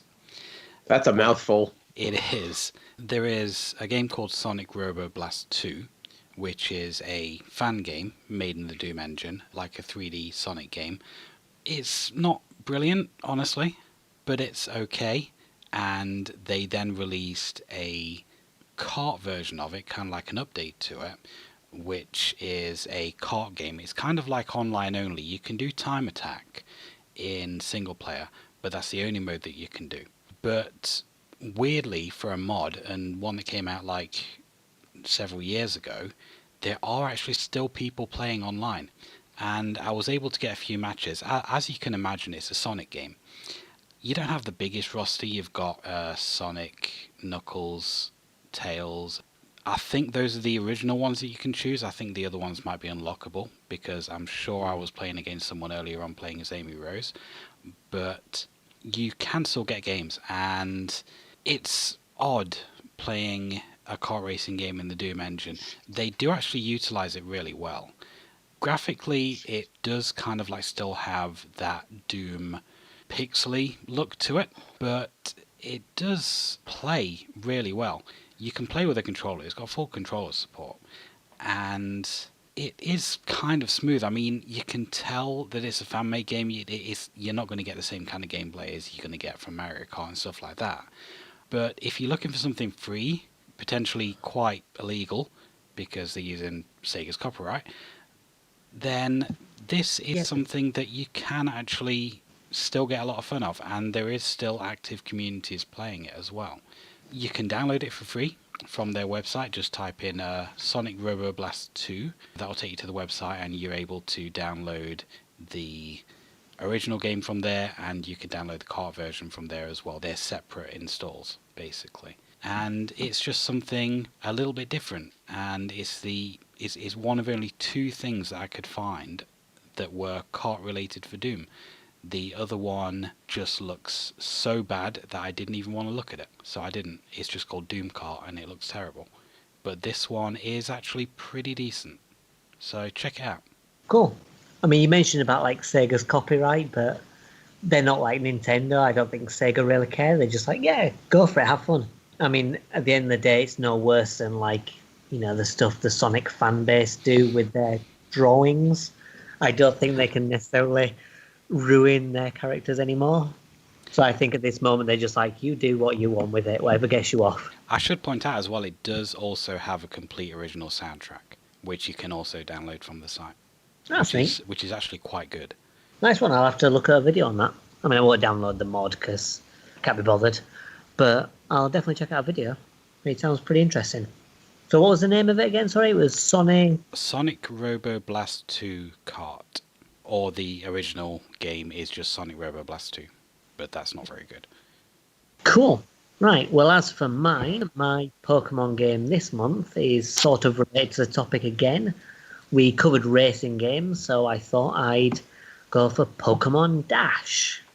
I mean, that's the closest thing the series ever got to a racing game, I suppose. So it was released on the back end of 2004 on the Nintendo DS.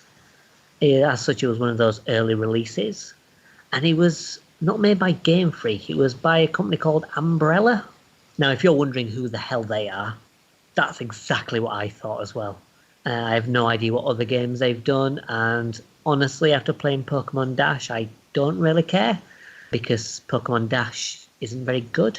So, you know, it's an early DS game, so as you might expect, you use the stylus controls for the most part. What you do is you control Pikachu, and like only Pikachu, and you need to swipe in the direction of the various checkpoints until you reach the goal. So you're controlling how it moves using the stylus. And the faster you swipe, the faster it runs. So that's how you gain speed in it. As you can imagine, like a lot of people have damaged their screen by swiping a little bit too rough.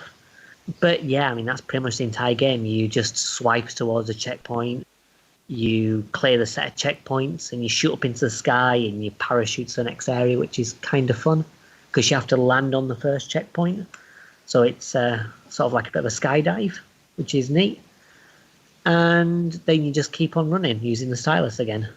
I mean, all the courses kind of look the same, but you know, everything's so zoomed in that all you can see is Pikachu and grass. And that's basically it. I mean, it's very repetitive and kind of mind-numbing. You can only choose one character, as far as I'm aware. I mean, maybe you can choose more in multiplayer, but, you know, I didn't have a chance to play that because they've shut down multiplayer now for DS.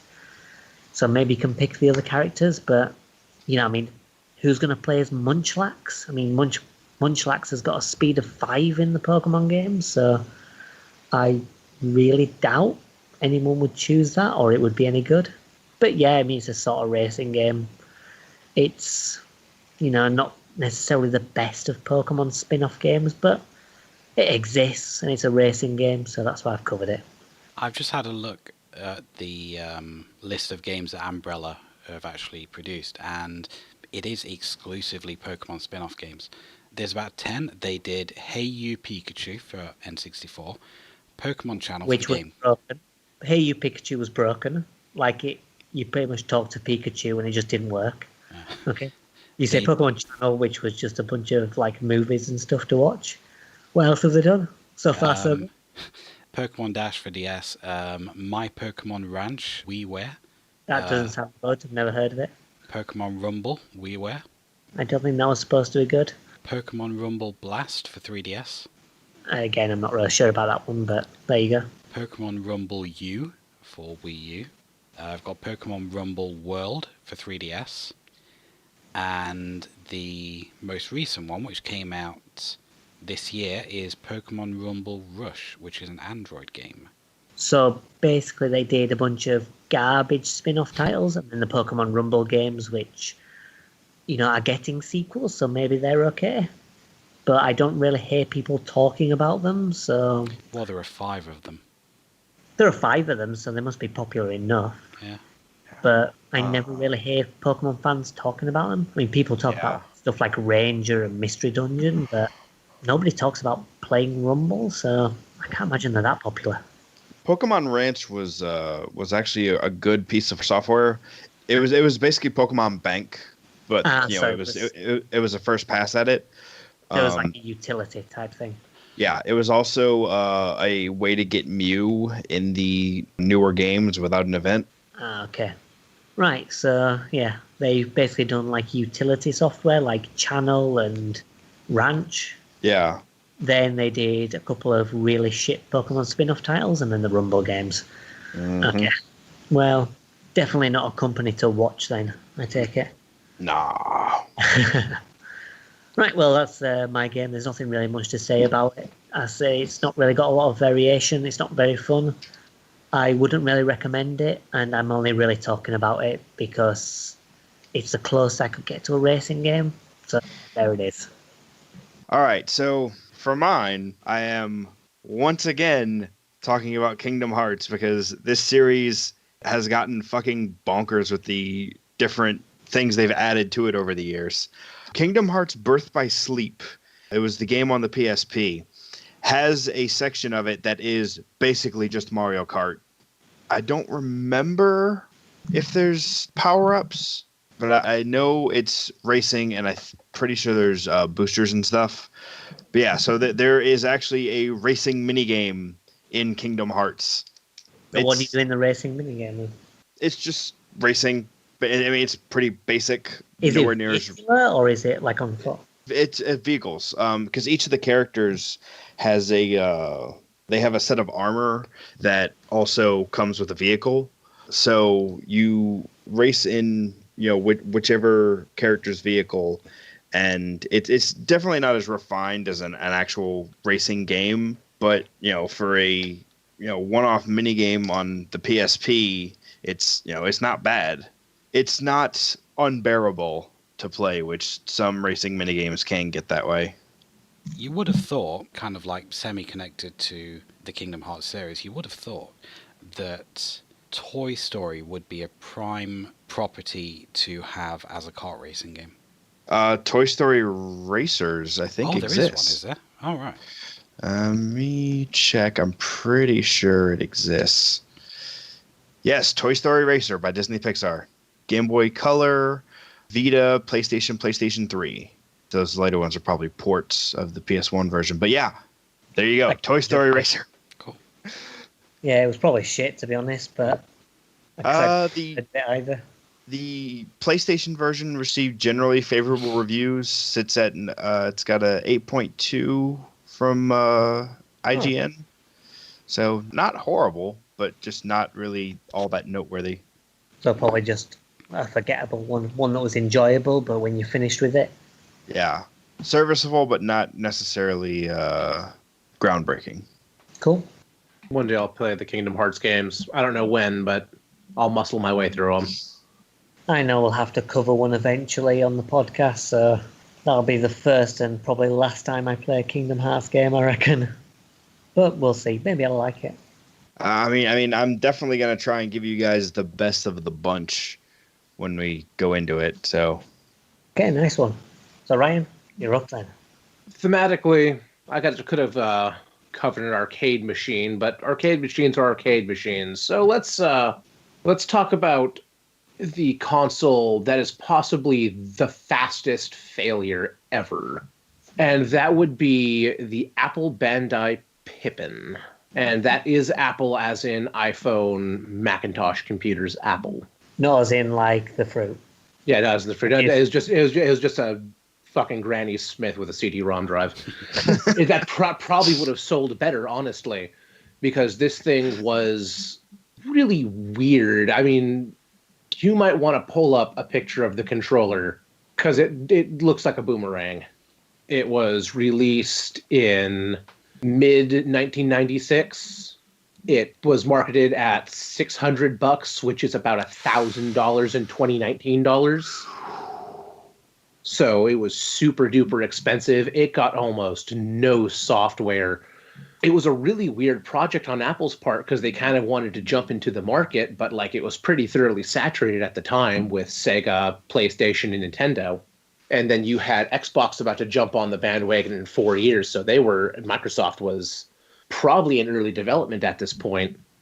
It was going to be a home console. It was going to be kind of a multimedia home computer. It tried to be a lot of things and it did none of it well.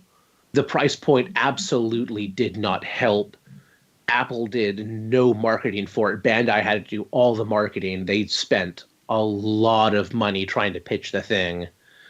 And Apple was going to do their computers, and then they wanted to run this on the side and market them together, and they just like instantly dropped it. I don't know if they knew that it was going to fail or they just changed their minds, but it did bad. It sold under 50,000 units. Looking at the console, it actually looks fairly decent. Apart from the D-pad on the controller, that looks very unresponsive. Yeah, it looks really bad. But you notice there's a trackball in the middle of that weird boomerang because it was also supposed to double as a computer. I believe that it had Ethernet support. I think I might be wrong there because I know it had a modem. But yeah, it got almost no software. Like it got Marathon, Super Marathon. North America got the most releases. Like Europe got a demo CD and a medical reference piece of software, not even a game. Japan got 4 releases of just random stuff. And yeah, the US got Marathon. That's really all that mattered from there. Demo CD and just some weird shit. It was a bad console. It's almost not fair to call it a console because it wasn't really marketed. It was marketed as one, but it wasn't marketed just as a whole. But definitely a different and interesting piece of gaming history. I don't know how much they go for now. Probably a lot because so few of them were sold and made. Yeah. I've just had a look, actually. There's a couple on eBay. The cheapest one is $369, and the most expensive one is 643. That's in pounds. That's still like $500. That's like a complete in box. I guess that's not the worst thing ever, but I mean, what are you going to play on it? I'll tell you what you can play if you're in North America. There's an interactive encyclopedia. There's a Better Homes and Gardens cool crafts piece of software. Exotic sushi. Gadgets, invention, travel, and adventure. That's a real thriller right there. Gus Goes to Cyberopolis. Also, Gus Goes to the Kooky Carnival in Search of Rant. What? That's got to be a translation error. So it seems like a must-buy console then. Home Improvement 123. I guarantee that's some sort of like interactive software that's not a game, but I really hope it's based off of the sitcom Home Improvement. Thank you. If you weren't going to do it, I was going to do it.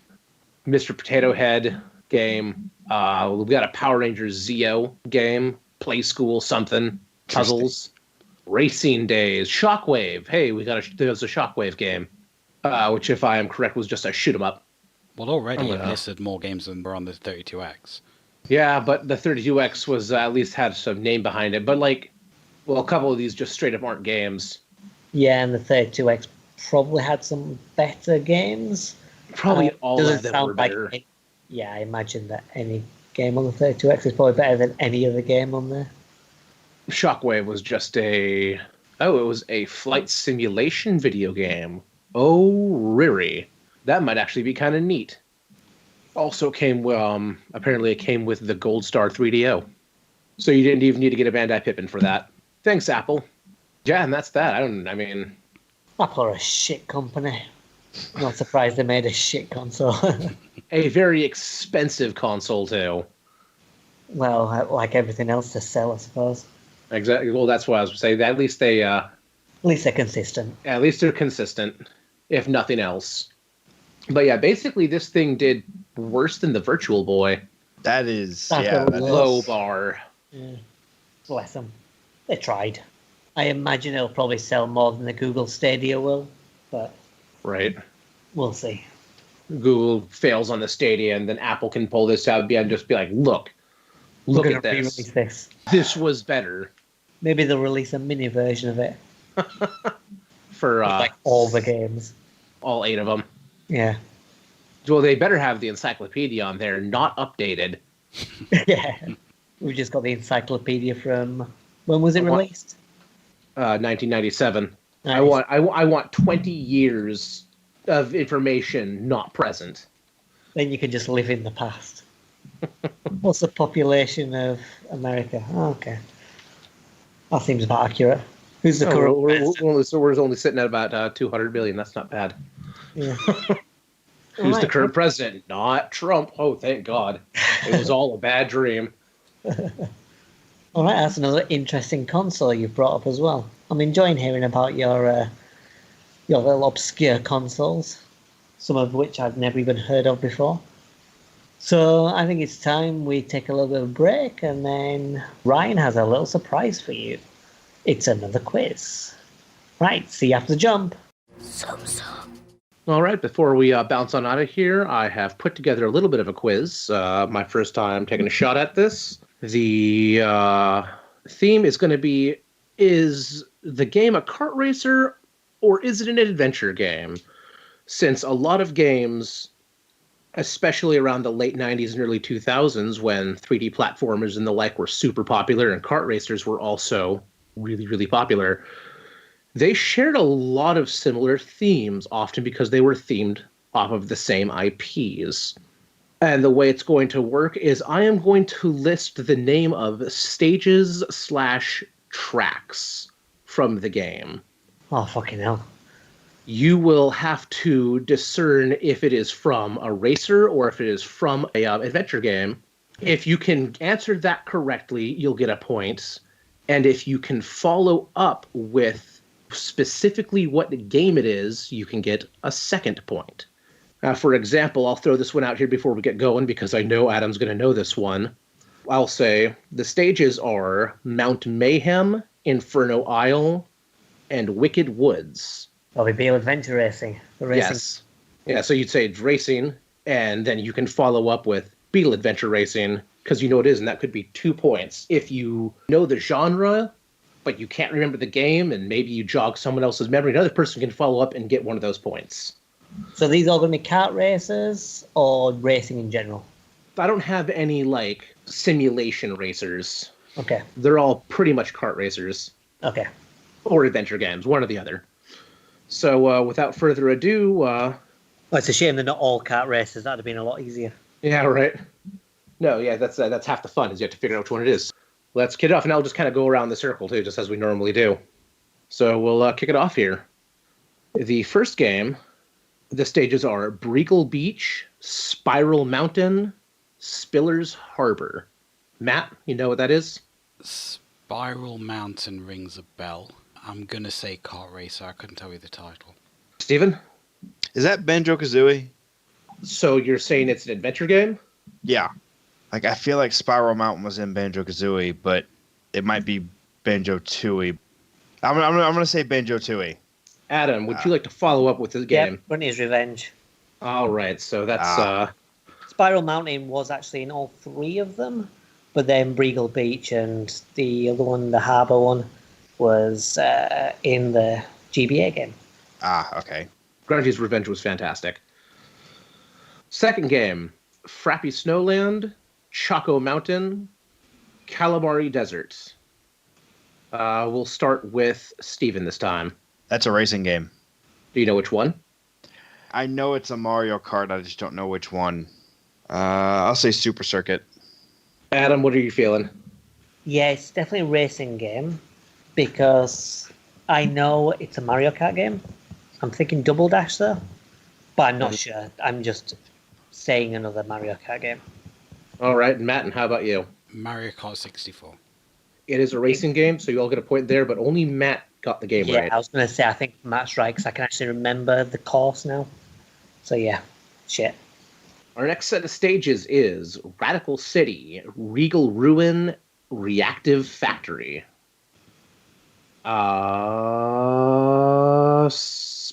Adam. That would be Sonic R, and it's a racing game. Matt? I was going to guess adventure game. I'm sure Adam's right, but I'll go with what I was originally going to guess. You want to guess the title? The known adventure game Sonic R? No, I wouldn't have known. All right, Steven? I was gonna say racing game. I didn't have a guess for the game, so I'll just sit out that one. All right, well, it was a racing game, and it was Sonic Racing. Sonic Racing or Sonic R? Well, Sonic R. Oh, okay. I know how the R is supposed to stand for racing game. Yeah. Okay, yeah, I'm pretty sure it was Sonic R. They all sounded familiar. Our next lineup is going to be Amazon Adventure Alley, Pirate Skull Pass, and Night Marathon. Matt. I've never heard of any of them. I'm going to guess adventure game. Steven? Yeah, I'm gonna also say adventure game. And then not going to go for a... Nope. Nope, no, not even gonna try there. Adam? I've never heard of them either, so I can't guess a game. Judging by the names of them, they sound like racing games, but I feel like it may be a red herring. So my gut is telling me to go for adventure, but my head is telling me to go for racing. I'm going to say racing just to be different from the others. Not going to pitch out? I couldn't even begin to guess. I'll say Street Racer just so I say a game, but I don't remember the name of any of the levels. So I'm a little disappointed in you, Adam. You did get it right by guessing at a racing game. It is from Lego Racers. Oh, is it? Shit. Yeah. Remember any of the names of the courses in that? And I like Lego Racers. Yeah, I know. That's why I was a little disappointed. I figured you'd get that one. Yeah, I don't know the name of any of the courses in Lego Racers, to be honest. So, yeah. Oh, well. It's a shame. Never mind. Let's move it along. It's a point for you. So, next set, Mushroom Hill, Hydro City, and Ice Cap. Adam, let's start with you. That's an adventure game, although I think arguing adventure game would be a little bit iffy. Sonic and Knuckles. Or Sonic 3 and Knuckles, if you want to include them both together. I started down myself and thinking it might have been one of the adventure games because Ice Cap's in there, but Hydro City, I think, is just Sonic and Knuckles. What about you, Steven? What is your shot on this? I would say adventure. I don't have a game. All right, Matt. Yeah, same. I was going to say adventure, but I wasn't sure which one. Well, it is indeed an adventure game, adventure platformer, 2D platformer, and it is Sonic 3. So Mushroom Hill is Sonic and Knuckles, so I think it's Sonic 3 and Knuckles, no? when I was researching this, it was only showing Sonic 3, but like those were like weird split releases. So Yeah, because I think Mushroom Hill was the first son of Sonic and Knuckles. Because it was Angel Island in Sonic 3, the first son. But either it was way, actually. they were joined together, so it's the same. Yeah. Well, there you go. 2 more points for Adam. Yay. Next lineup: Sunrise Spring, Midday Gardens, and Midnight Mountain. Matt. Again, I'm going to say adventure. I have no idea what. I've never heard of like any of these. Steven? I'm going to go the other way. I'm going to say racing. Take a pop at the title. Nope. All right, and Adam. They sound familiar. It's probably going to be another title where I'm going to kick myself. And I'm wanting to say racing game. As for the title, I don't know. I'm going to say Diddy Kong Racing. I don't think it is that. I'm just literally saying it. So it is an adventure game. Ah. And the adventure game is Spyro Year of the Dragon. You've probably played it at some point. Yeah, I've played it. Yeah. It's been a while, though. This one should be fresh on everybody's minds, I'm hoping. Maybe. I mean, a couple of these should be fresh on everybody's minds. We talked about a couple of them. Our minds are fresh, though. We're pretty old, so... Mystery Caves, Tiger Temple, and Blizzard Bluff. Adam. Wanting to say Crash Team racing game? Steven? Same thing. Racing game, Crash Team Racing. And Matt. Yeah, it is definitely Crash Team Racing. And you are all correct. I knew that was going to be on point. It's okay. Have to throw an easy one in there. So we're going to go with the next set. Tall, Tall Mountain, Hazy Cave Maze, and Rainbow Ride. Matt. That's an adventure game. I think it's one of the Mario games. Tall, Tall Mountain, I'm sure is a Mario game. I'm going to say Mario 64. Steven. Adventure game, Super Mario 64. And Adam. Mario 64. All right, that's another 2 points for all y'all. Next set, Frosty Village, Treasure Caves, Hot Top Mountain. Steven. You better get this one. You'd better get this one, Steven. It's a racing game. It's Diddy Kong Racing because I was literally just on one of those tracks. Matt. I was actually going to guess adventure game. Oof. So, no. And Adam. Yeah, racing game, Diddy Kong Racing. Although, in fairness, it was only Hot Top Mountain that sprung it to my mind. Well, and here's the thing. It's Hot Top Volcano. Hot Top Volcano? I put that down wrong? Yeah, it's Hot Top Volcano. There were several mountains in this list when I was putting these down. I remember Hot Top because that's the one where you start at the top of the volcano in the plane and you have to go around all the bits. Yeah, you're correct. I did write that down wrong. Yeah, and Frosty Village, I was just in the ice world. Yes, you and Adam were both correct on both counts. And let's do this last one here. Angry Aztec, Frantic Factory, and Crystal Caves. Matt. I think that is one of the regular Crash Bandicoot games. I think. So I'm going to say Adventure, the first Crash Bandicoot. Adam? I'm wanting to say adventure, but I don't know what. Yeah, I don't know. It's like part of my mind went to like ukulele, but it's definitely not that because of the Aztec. It's not Banjo-Tooie. I'm going to say adventure game, but I couldn't say what. They sound very adventure-like, but I'm going to pass on a game title. Steven?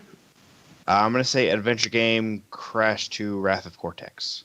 It is an adventure game, but it's Donkey Kong 64. Ow. And I think that's actually Angry Aztec. You said Angry Aztec, you got me thinking about Papu Papu. So yeah, I mean that's fair enough. So you had Angry Aztec, Crystal Cave, and what was the other one you mentioned? Frantic Factory. Yeah, Frantic Factory. That was the one that was triggering the adventure game in me, and I was thinking, I'm sure I've played this, but I couldn't think of what. Yeah, see, I've never played DK64, so I can't think of what the Crystal Cave level in DK64 is. It was literally the worst one because you had this dude who would walk around and you had the guys who'd with the clubs and they'd slam the ground. Oh no, it was a dude who'd stomp around. He'd cause a quake in the cave and like icicles would fall from the ceiling and it was a real bitch. An Angry Aztec, is that the name of the first one? No, that's the name of the second one, I think. I don't know, it's been a long time since I've played it. I actually remember the factory one quite well. Wasn't that the one that set people off on H-Bomb's live stream? Like they didn't know how to turn the power on or something? I don't think I watched that one, but I do know that Frantic Factory is a real maze. But again, that could be Banjo Tooie, because you do a similar thing in the factory there, in Grunty's factory. You have to turn like all the power on and everything before you can actually do out in that level. Okay. You have to do the same thing in Frantic Factory. You have to like throw a switch and a lot of machinery turns on and it's a pain in the butt. But now you can see how a lot of those stage names could be interchangeable. Yeah. I was just thinking about that and it was just like, wow, that was definitely marked an era. Also, lots and lots of alliteration. Well, that's because it was rare. But as well, they were probably quite similar because you had the adventure games. Mm-hmm. And mascots from those adventure games were put into racing games. Yeah. Also, mountains are a very popular topic. And caves and stuff like that. So, Adam, do you have a final score for us? Matt got 9 points. Steve got 11 points. And I got 15 points. Which was better than I thought because I'm really not that familiar with racing games. But thankfully you chose the ones I'd actually played. Right. Well, congratulations. You win nothing. Yay, story of my life. Okay, nice one. That was fun, that. I wasn't expecting to be able to answer like any of them, to be honest, given the theme that you set. But yeah, it was pretty fun. Thanks for that, Ryan. I'll do another one sometime. Yeah. Okay, so with the quiz wrapped up, I think it's time to say our goodbyes. So it's goodbye from me, and it's goodbye from you guys. See you later, guys. See you next month. Goodbye. Bye.